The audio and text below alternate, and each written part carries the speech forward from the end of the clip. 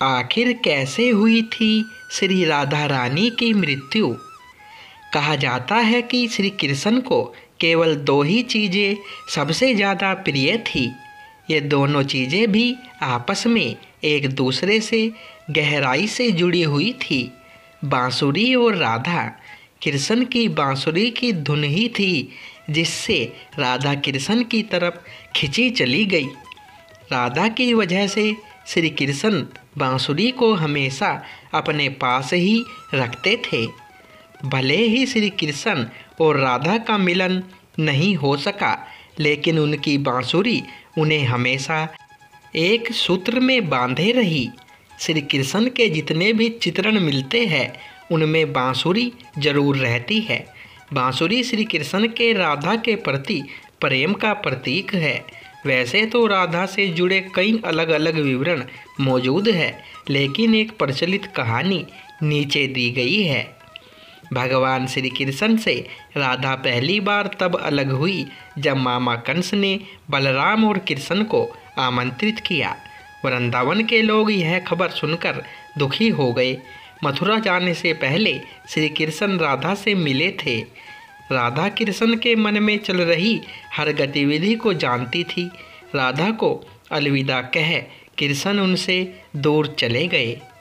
कृष्ण राधा से ये वादा करके गए थे कि वो वापस आएंगे, लेकिन कृष्ण राधा के पास वापस नहीं आए।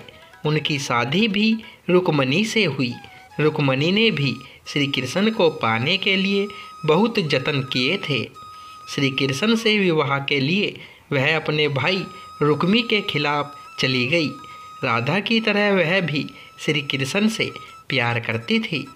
रुक्मणी ने श्री कृष्ण को एक प्रेम पत्र भी भेजा था कि वह आकर उन्हें अपने साथ ले जाए। इसके बाद ही श्री कृष्ण रुक्मणी के पास गए और उनसे शादी कर ली। कृष्ण के वृंदावन छोड़ने के बाद से ही राधा का वर्णन बहुत कम हो गया। राधा और कृष्ण जब आखिरी बार मिले थे तो राधा ने कृष्ण से कहा था कि भले ही वो उनसे दूर जा रहे हैं, लेकिन मन से कृष्ण हमेशा उनके साथ ही रहेंगे। इसके बाद कृष्ण मथुरा गए और कंस और बाकी राक्षसों को मारने का अपना काम पूरा किया। इसके बाद प्रजा की रक्षा के लिए कृष्ण द्वारका चले गए और द्वारकाधीश के नाम से लोकप्रिय हुए। जब कृष्ण वृंदावन से निकल गए तब राधा की जिंदगी ने अलग ही मोड़ ले लिया था। राधा की शादी एक यादव से हो गई। राधा ने अपने दाम्पत्य जीवन की सारी रस्में निभाई और बूढ़ी हुई, लेकिन उनका मन तब भी कृष्ण के लिए समर्पित था। राधा ने पत्नी के तौर पर अपने सारे कर्तव्य पूरे किए। दूसरी तरफ श्री कृष्ण ने अपने दैविक कर्तव्य निभाए। सारे कर्तव्यों से मुक्त होने के बाद राधा आखिरी बार अपने प्रियतम कृष्ण से मिलने गई। जब वह द्वारका पहुंची तो उन्होंने कृष्ण के रुक्मणी और सत्यभामा से विवाह के बारे में सुना, लेकिन वह दुखी नहीं हुई। जब कृष्ण ने राधा को देखा तो बहुत प्रसन्न हुए। दोनों संकेतों की भाषा में एक दूसरे से काफ़ी देर तक बातें करते रहे। राधा जी को कान्हा की नगरी द्वारिका में कोई नहीं पहचानता था। राधा के अनुरोध पर कृष्ण ने उन्हें महल में एक देविका के रूप में नियुक्त किया। राधा दिन भर महल में रहती थी और महल से जुड़े कार्य देखती थी।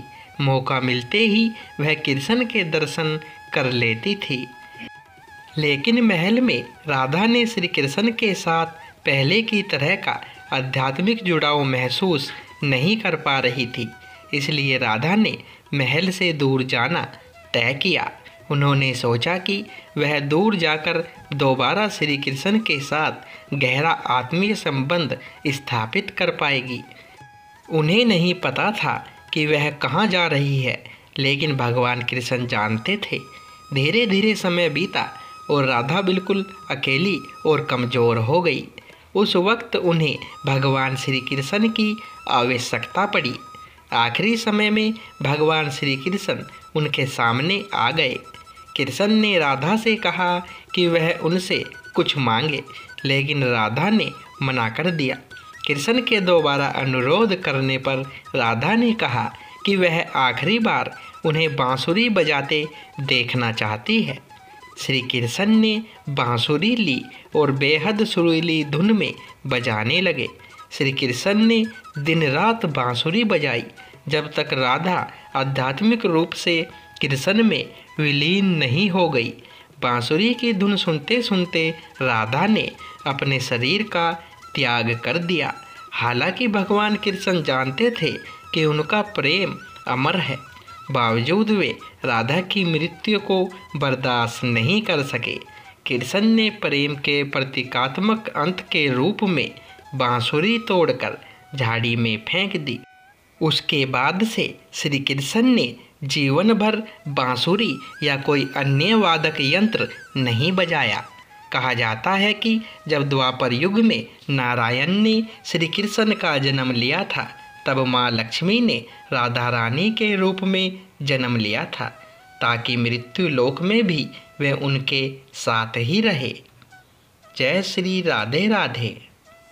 दोस्तों, ये वीडियो पसंद आई हो तो वीडियो को लाइक करें, शेयर करें और चैनल को सब्सक्राइब करें। धन्यवाद दोस्तों।